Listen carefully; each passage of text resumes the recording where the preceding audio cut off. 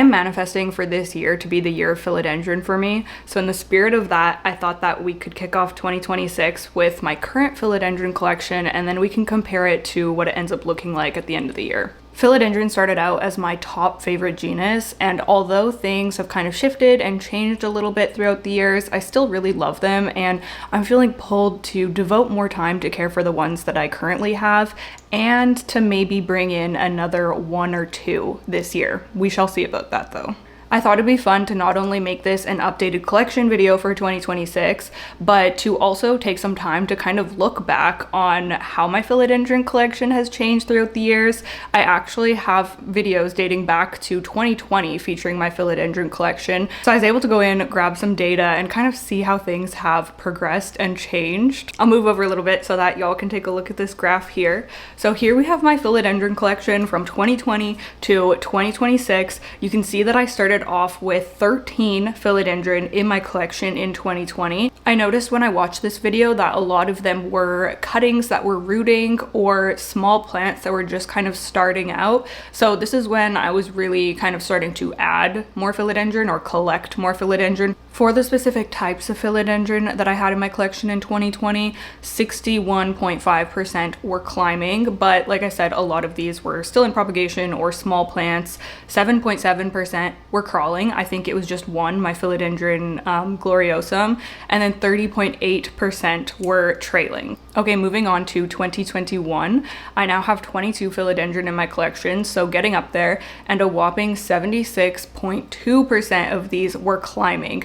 I remember this clearly, like this is when the climbing philodendron obsession really took hold for me. I was using moss poles a lot more and learning about them and kind of changing the way that I was doing things. I remember just being so mesmerized, like scrolling on Instagram, seeing people's massive climbing philodendrons, and that was aspirational to me. Like that's what I wanted, just big, giant climbing philodendron in my home. At this time, did I have any space for them? Not really, but that didn't seem to deter me.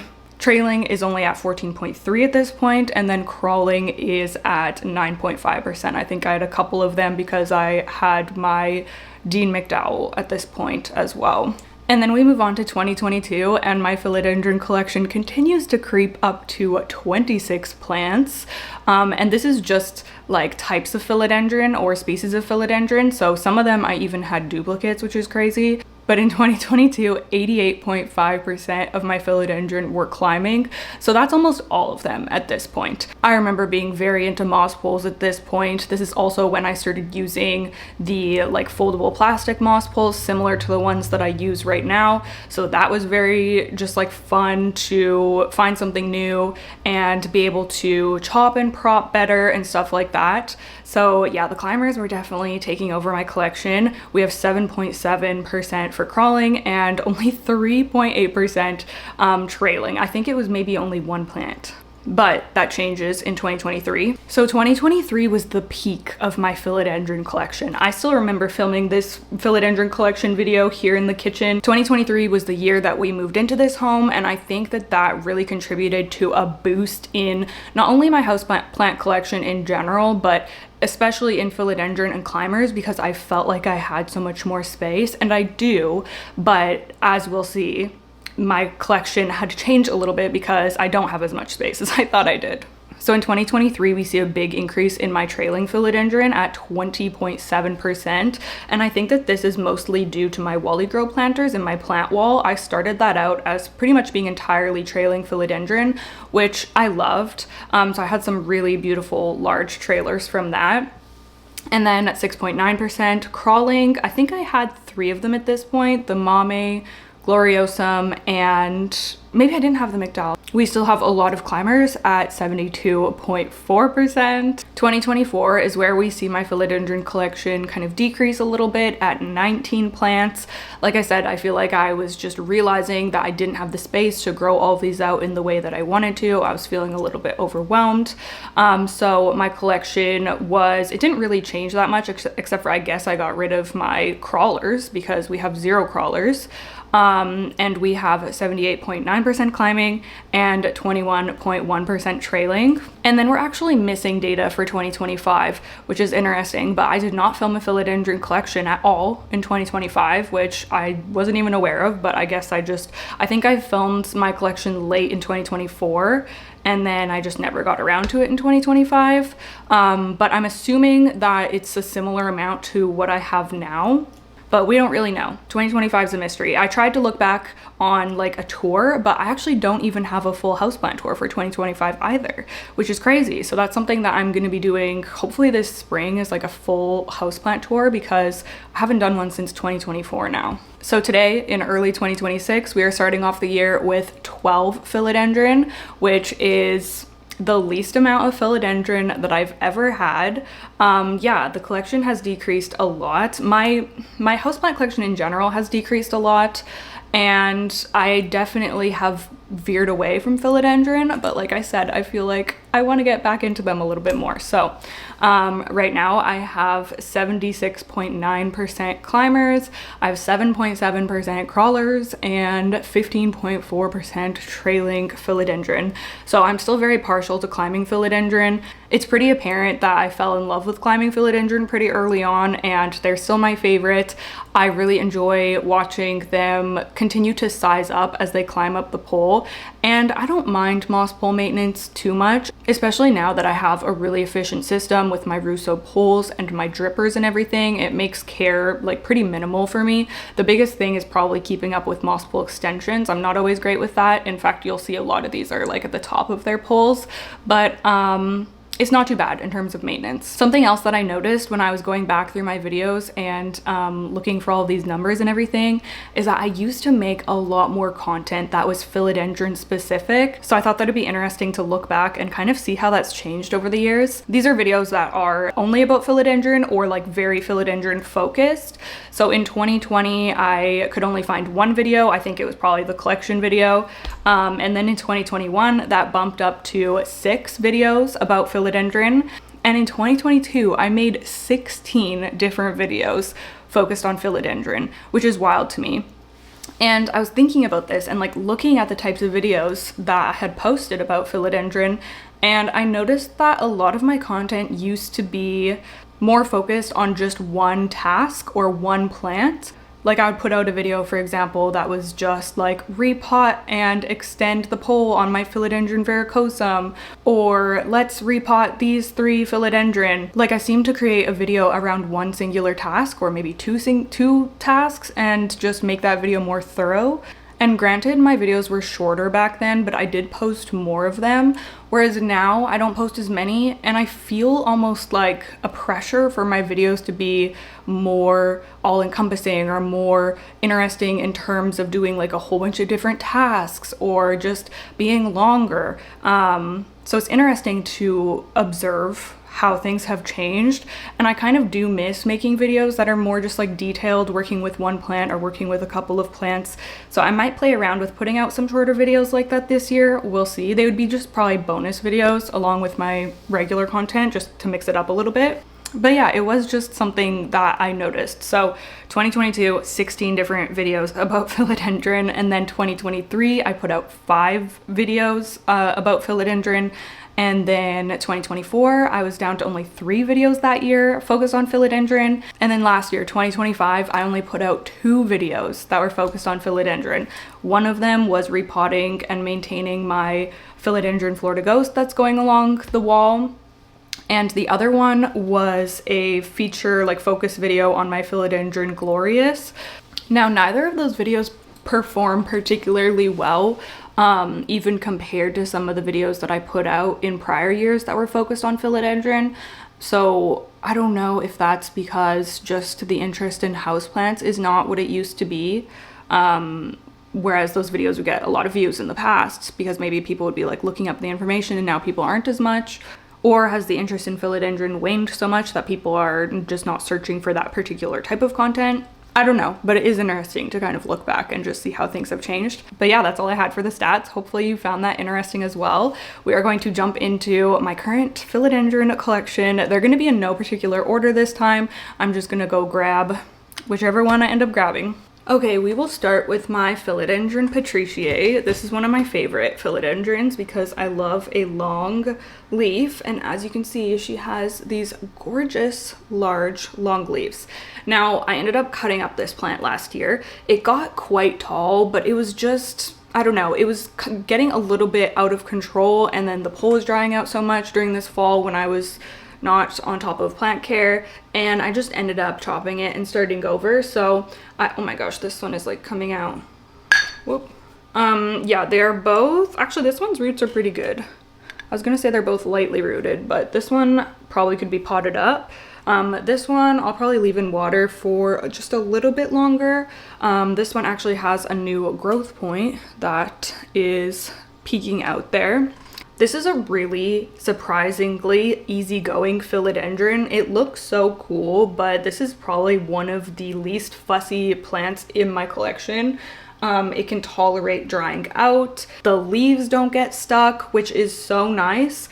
And yeah, it's just really satisfying to watch it grow, especially when it's spitting out one of these new long leaves. I've just had zero issues with it, honestly, and the propagation has gone pretty smoothly, even though I cut this up in like the fall winter time.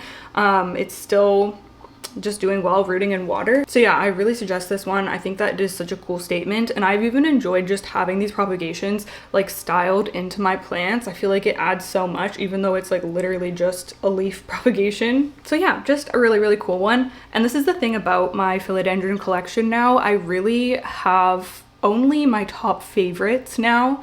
Oh yeah, I also was gonna share some of the ones that I really missed, like as I was going through watching these videos. Some of them I was just like, oh my gosh, I miss that plant so much. Actually, maybe I will share that at the end, and then I'll also share just like a few wishlist philodendron that I have. Okay, next we have this small one. This is my philodendron gloriosum, which is a plant that I brought back into my collection last year because I really missed having a gloriosum. I think that they're so gorgeous, those big pillowy leaves. I would actually love to have a variegated one. I was going to share my wish list at the end, but yeah, variegated philodendron gloriosum I would absolutely love. But in the meantime, I'm perfectly happy to grow this one out. And this one, okay, it's gone through a rough time and actually just transitioned from soil to leca. So it's not looking its best, but this one is actually a really pretty gloriosum. It has really prominent veins, and the new leaves come out with like quite a pink tinge to them. So I'm really happy with this one. I think that it's gorgeous, and I know that it's going to end up looking really great. I just have to be patient to grow it out, and the leaves are kind of facing backwards. This is the front of the pot, but the leaves are facing this way just because of how the grow light is above it. So yeah, this is actually doing pretty well. Like I said, I transitioned it to leca, and I actually can see roots. Let's see if I can show you. So it's a crawler. It crawls along the surface of the substrate, and you can see the roots that are coming out, particularly right here, but they are rooting down all along this, which is really great. So I'm hoping for a new leaf soon on this one. I'll be so excited to see it.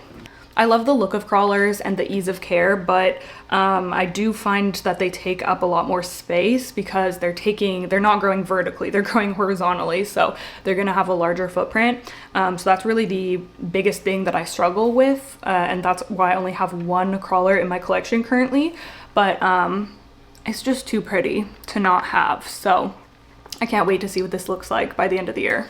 Okay, next we have my variegated silver sword or variegated hastatum, and this was a top wishlist plant for me for years and years, and I finally got this in 2024, and it's basically been a problem child ever since, which is really unfortunate. If you're a regular viewer, then you know I have a lot of issues with this plant browning off, which you can particularly see on the lower leaves down here. The variegation is really prone to browning, which is so unfortunate because it is such a beautiful plant. I just love the variegation in contrast with the silver foliage. It's just perfection, so pretty, but unfortunately this plant is just prone to getting edema and then to browning, and then obviously the leaf ends up looking super janky or the whole thing dies off. So it is a goal of mine to really continue troubleshooting that this year and trying to figure it out. I'm going to be air layering this plant and taking a cutting, trying it in a different substrate. Right now it's potted in pon. So I'm going to be trying probably Molly's Aeroid mix for this instead, which I think might have been what I originally had it in, but I guess I'm going to go back to that and give it a go. It's too bad that it has that issue because it is just such a beautiful plant, but I'm really hoping that I'm going to be able to figure it out this year. So wish me luck and make sure you subscribe to follow along on the journey. If I can't figure this one out, then I'll probably just go back to the non-variegated, just regular silver sword, because I do really love just the regular one as well. It was my favorite philodendron for years, which is why this one was so high on my wish list for so long. But yeah, she has her issues for sure. Okay, next we have my philodendron Jose Buono. This is a fairly massive, oh my gosh, it's dripping. This is a fairly massive plant. There is 1, 2, 3 pole extensions, or 3 moss poles stacked for this guy. So I'll put him down while I talk about it, but it is a pretty large plant. I think that I'm going to be chopping and extending this soon. I'm really torn on what I'm gonna do because I feel like the lower half of the plant has better variegation. So I don't know if I should keep the lower half and add a new moss pole and then keep like growing from the last node with a lot of variegation, or I mean, that's probably what I should do. I don't know what I'll do with the top in that case, but then it spit out this leaf, which has like not bad variegation. And it looks so just healthy. It's still hardening off and it's just like so glossy and pretty. Bringing a little bit closer here. So yeah, I don't know. And I think that Jose Buono has stable variegation. Like it's never going to just lose its variegation. But I wonder if I could get higher variegation if I chop and continue growing from lower down, where I'm seeing more like half moon leaves and like fully variegated leaves like this one. Another really nice thing about the Jose Buono is that the variegation comes out a nice like creamy, you can see right here, it has like a kind of creamy white color to it. But as the leaf ages and hardens off, it turns to a mint color. And I like that because you don't get browning issues like you do with like stark white variegation, like variegation that stays really white. I feel like the plant has just an easier time keeping the leaves healthy when it fades down to a mint and it still has some chlorophyll in all those patches. And it's also just kind of cool to see the contrast, like when you have a nice leaf come out with lighter variegation and then it fades down. It's just a neat trait that I really like in this plant. So yeah, this one is going to be getting some maintenance soon. I'm sure that y'all will be seeing that on my channel shortly. But yeah, I really love the philodendron Jose Buono. It is one of my all-time favorite variegated philodendron, and like I said, it doesn't give me a headache. It's not going to revert or anything on you, so I just love that so much. Okay, next, this one was actually one of my favorite houseplants of 2025 out of my whole plant collection. This is my philodendron Florida Ghost. I'm just going to show this one, but I do have another one that is crawling along my wall. It's like technically trailing. So I thought it'd be fun to also have one climbing because I just love this plant so much and I love all of the colors that it can get. So philodendron Florida Ghost, the new leaves come out lighter. They can be almost like a stark white to a mint color, and then they are supposed to fade down to green. But sometimes this plant can have the issue of the leaves not fading down to green, which you can see is happening with this white leaf here. This is a leaf that it put out like 4 leaves ago now, and it came out this nice white color and it never turned green, so it's actually starting to brown and this leaf will eventually just die off, which is unfortunate, but it looks like the newer ones are turning green, so that's really great to see. This philodendron is influenced by light. The more light you have it in, the lighter the new leaves will be, and the risk for the leaves not going down to green increases. But if you have it in too low of light, you might not get these nice light leaves coming out, but you will have less of an issue with browning. So it's a catch-22. I keep saying catch-22 lately, and I don't even know if I'm using it right, but you know what I mean. Anyway, such a stunning philodendron. Not only do I love the shape of the leaves, but I love all of the variation in color that we have here. I just think it's absolutely stunning. And we also get some red petioles as well. Mine is like sloping down, I think, because there's light lower. I don't really know, but she's just doing her thing, whatever. Anyways, Florida Ghost, I just love this one so much. Oh my goodness, I don't even know if the whole thing's gonna be in the frame, but this is my philodendron glorious. It's definitely my largest, or I guess I should say my tallest philodendron, because I do have another one with larger leaves, but it's not as tall. So yeah, this is my biggest or my tallest climber. I just love a velvety leaf. This one is a hybrid between gloriosum and melanochrysum. It has like a kind of similar vibe to gloriosum, but instead of being a crawler, this one is obviously a climber like the melanochrysum, and it's a lot easier to take care of than philodendron melanochrysum, which I love the melanochrysum so much. I don't think that I could handle the drama, to be honest with you. So I have this one instead, which is stunning. We still get beautiful dark velvety leaves. This has the potential to get a lot bigger than this one is. So yeah, I actually kind of want to see if I can get the leaves to size up this year. I don't really know what I'm doing. I have cuttings of this that need to be potted up. Here is one, for example. And I was thinking about potting this in semi-hydro and growing this out to kind of replace this one, because this one's at the top of its pole. It's been chopped a couple of times. And it's starting to yellow. So I feel like, oh, you can't really see down here, but there are yellowing leaves down here. So I feel like it's just kind of reaching the end of its lifespan, and perhaps its offspring needs to take its place. So yeah, I might be potting. I have a couple cuttings. I might be potting them up and turning these into the new mother plant, but we'll kind of see what happens. In the meantime, I still have this big one here. And then speaking of cuttings, the next one that I have is philodendron majestic, which is another hybrid. This is a hybrid between philodendron soderoy, which I love philodendron soderoy, although I've never had it. I think at one point I had like a soderini, which is like a smaller version, but anyways, this is a soderoy, which is where the silver splashing comes from, hybridized with verrucosum, which is one of my top favorite philodendrons. I have one, you'll see it in a moment. But I just love this hybrid and the features that it got from both of the parents. This is a cutting, so it's not like the best example, but it gets red backs similar to the verrucosum, which you can especially see when a new leaf is coming out. Again, this one is a propagation, so it doesn't have the best color to show off to you. And this is just so shimmery in the sunlight. Like, it's so beautiful. This has always been one of my favorites. I just love it so much. And they do unfortunately lose their silver as they size up, but I have never managed to grow this big enough to where it's lost all of its silver. So I think that there's a lot of room to appreciate this plant before it kind of gets to that point. And even then, I still think it's beautiful to have like those super mature leaves. But yeah, I love this one so much, and I need to pot this up soon, y'all. So you'll be seeing that in an upcoming video as well. Okay, while we're kind of in this little area, this one also lives on top of this greenhouse cabinet.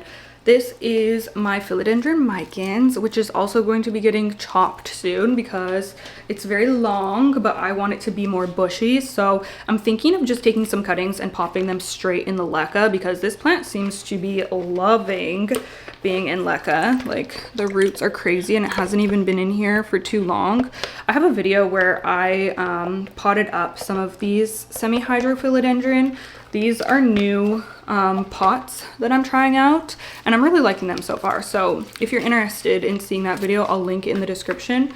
But yeah, the Micans is gorgeous. It is a velvety trailing philodendron. It's a classic, and this was out of my collection for a while, but it has returned, and I'm so glad to have it again and to grow this out to be a nice full bushy plant. Okay, next is my philodendron gigas. I'm always talking about this one because it is probably my favorite velvet, like dark velvety philodendron. I just love the teardrop shape of the leaves. I love how short the petioles are. Like, this is so compact. It fits beautifully in just like a tight space. And I love the colors that it puts out when there's a new leaf. I actually do have a new leaf coming in, but it's so high up, I don't even think you will be able to see it. But yeah, this is also going to be getting a chop soon because it is very tall at this point. It's taller than me. And yeah, it really needs an extension and a chop. but it's just so beautiful. Like, look at these leaves. You're joking. Oh my god, there's a spider on it. Jeepers creepers. Okay, well, she's on pest duty, I guess. Anyways, love the gigas so much, and I just highly recommend it if you are looking for a dark velvet philodendron. The gigas can take some time to get going. I just want to mention that because I think sometimes people get them and they are waiting forever for it to start growing, or it's taking a long time to propagate, and that's totally been my experience. But once it gets going, it will grow very readily for you. Like, I'll be getting a new leaf pretty much as soon as that one hardens off. So yeah, you have to be a little bit patient in the beginning, but then it will take off like nothing. Okay, so this is my philodendron with the biggest leaves. This is my philodendron El Guapo, also known as SP Silver. I grow mine climbing, but you can also grow them crawling. It is nice growing them climbing though, because I feel like, yeah, I mean, it keeps it a little bit more compact than a crawler, like I mentioned earlier, but it's a really compact climber. So like, this has been on this pole for quite a while, and it's only like one singular moss pole. I do have to extend it, but it took a while for it to even fill up just like one pole. So it's really nice that it has such tight internodes, and then you get so many leaves, but it's just like a short vine. I fell in love with this plant because of the bluish color to it and how puffy it is. I just love the big puffy heart-shaped leaves, and I'm just such a sucker for like cool toned, like silvery blue houseplants. So I fell in love with this one as soon as I saw it. And it's been such a great grower for me. I did need to start this over at one point because it had thrips, so I cut it down to wet sticks, and now this is what has grown out from a single wet stick, which is just crazy. It's just such a reliable grower for me. Doesn't really cause me any grief ever. It can tolerate underwatering. It's just very laid back, but it's such a statement plant. Like, look at her. She's stunning. So yeah, I love this one a lot. And then we have my philodendron verrucosum. It is one of my houseplant goals for 2026 to grow this out into like a somewhat large leaf, as large as I can get it, I guess. And I've had this goal in the past, but for some reason something always happens where I need to start this plant over, and that is the stage that I'm currently in. I ended up chopping this back in the fall, so now I'm just trying to regrow it up this moss pole and get some really big, wavy, pillowy leaves, because this philodendron is just, when they are healthy and mature, it is just like my literal dream plant. I love the colors, I love the backs, I love the hairy petioles, I love how like undulated the leaves are. It is just like actual perfection. So I'm really hoping that this is going to be a year that I get it looking really good. I think the best this plant looked was probably in 2023, shortly after we moved in here. That's probably the biggest and the healthiest that I've grown it out. But like I said, something happens, spider mites, or it dries out too much and it just starts looking not great, and I end up starting the plant over. So yeah, I'm really hoping that this is going to be looking good at the end of the year, but we'll see. Oh yeah, and I have this one growing in pon. That's one of the changes that I've made, because I do find it to be a more thirsty philodendron. It does have a really thin, almost like papery feeling leaf, which makes it prone to spider mites and prone to drying out. So yeah, this one can be a little bit more finicky, but I'm hoping that the change to semi-hydro is going to, you know, prevent it from getting too thirsty to the point where it's stunting its growth. Looks like it needs to be topped up soon as well. Okay, I think that this is the last one, and this is my philodendron Whipple, which is a really pretty, like high variegation philodendron. You can see that it's quite pink, which is absolutely stunning. This is like a mix of pink and like minty tones. It's just so beautiful. Mine's looking a little bit crazy. She needs some maintenance, I think, because this vine is now getting long enough where it needs some type of support. So I need to decide whether I'm going to be putting this on a moss pole. That's probably what I should do. She's been having a weird issue here trying to spit out a new leaf. It's like congested or something. I don't know. I don't know what the heck is going on there, but I'm just giving her some time. I did move this under my Buono lights for the winter because I just felt like it maybe wasn't getting enough light when it was over here in the dining room for such a high variegation philodendron. But yeah, she is in just a regular potting mix. I just watered, so that's why she's wet, but the roots look healthy. So I'm thinking that the thing I need to do is get her on a pole.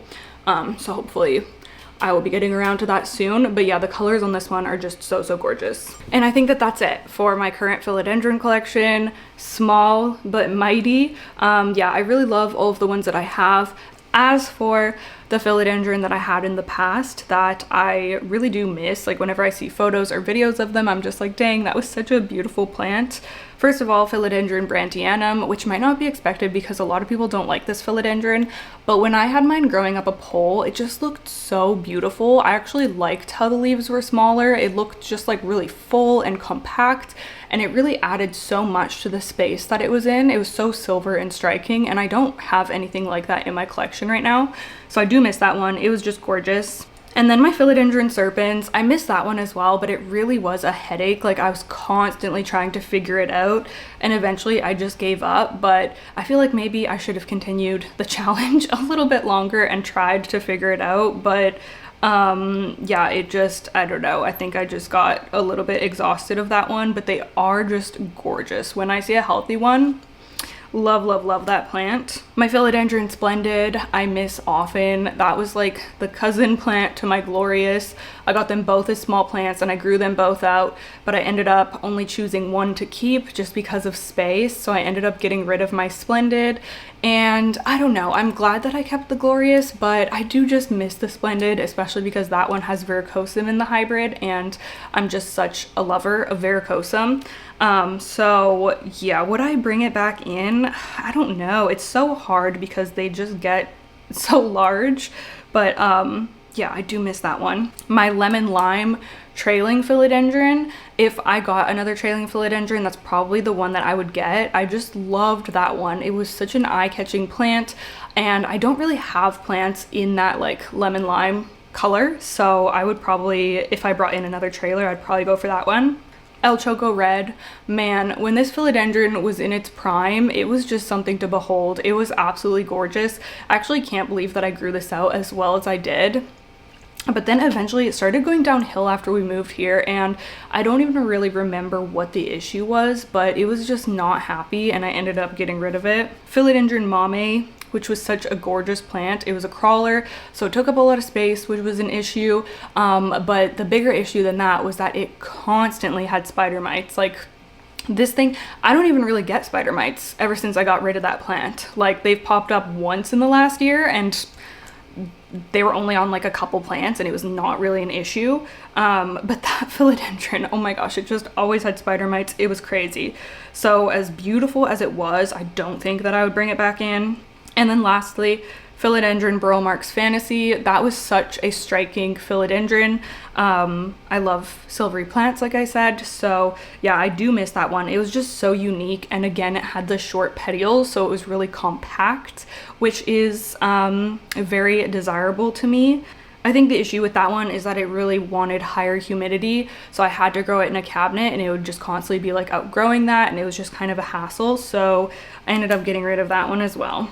As for my wish list, I did just make a whole video on like my full wish list with any type of plant. But if you are new and you're just watching this video, a quick little rundown of my philodendron wish list. First of all, variegated gloriosum. I particularly like the like sectoral variegation. There is like the more splashy kind of like Tycon style variegation, and I think that those are gorgeous too, but something about the sectoral variegation just really gets me. So yeah, absolutely stunning. I would love to have one of those one day. Philodendron corsinianum, which is another verrucosum hybrid, and it just has like the biggest, most just like pillowy looking leaves. I love the color. It's just such a beautiful plant. So if I ever came across one of those, I'd be very tempted to grab it. I think that it's also self-heading, so it wouldn't need a pole or anything, which is enticing. And then the last one I have on my list is the philodendron golden dragon variegated. I just think that the variegation and the leaf shape on this and how big it can get is just so incredible. However, I have heard that they revert really easily, so I would be wary of getting this one. But if I could get it in like a trade or something, that would probably be the way to go. But yeah, they are just so, so beautiful. I feel like I'm really like out of the loop when it comes to philodendron though. Like there's so many new hybrids and there's just so much on the market, and I haven't really been like purchasing philodendron and bringing them in, so I'm definitely out of the loop. But if there's a cool one that you think should be on my wish list or you think would really fit into my collection and my vibe, leave it down in the comments. I always love to see your suggestions and I always look them up and drool over the plants. So that's gonna be it for this philodendron video. Philodendron video number 1 of the year. Hopefully many more to come. Really hope that you enjoyed. Thank you so much for watching as always. And if you have any questions about the plants that I showed you today, leave me a comment and I'll get back to you. Otherwise, thank you so much and I will see you in the next one. Bye.